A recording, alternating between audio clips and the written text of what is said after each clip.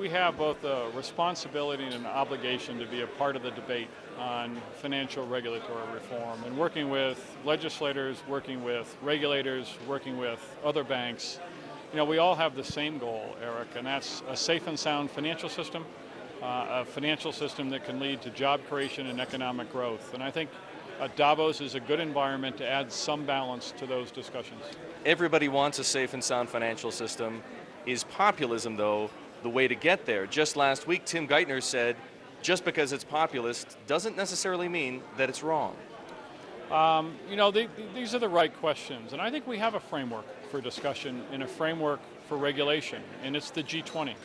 And it's bringing an opportunity for many countries working together, many regulators working together, to come up with constructive solutions for just the things we talked about, safe and sound, job creation, and economic growth. I think the difficulty is when elections are concerned or politics are concerned, they tend to be very national in their underpinnings, by definition.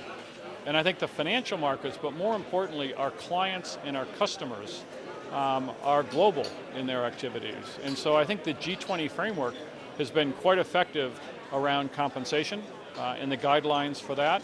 And it's got traction around capital and liquidity and leverage. And our preference would be to see this work not in isolation in separate countries, but through the G20 framework. But to your point, politics begins to play a role. Can you reasonably expect the G20 to retake control of this situation after what we've seen thus far in Britain and from the President in the United States? That's certainly our expectation. That's certainly our hope.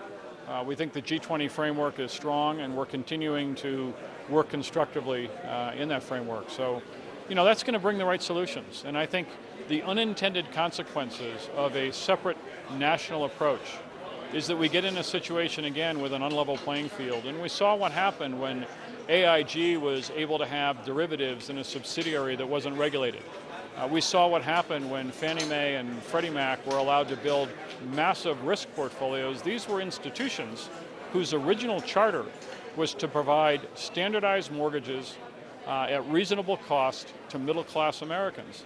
And so we need a capital regime that is effective but also doesn't provide regulatory loopholes.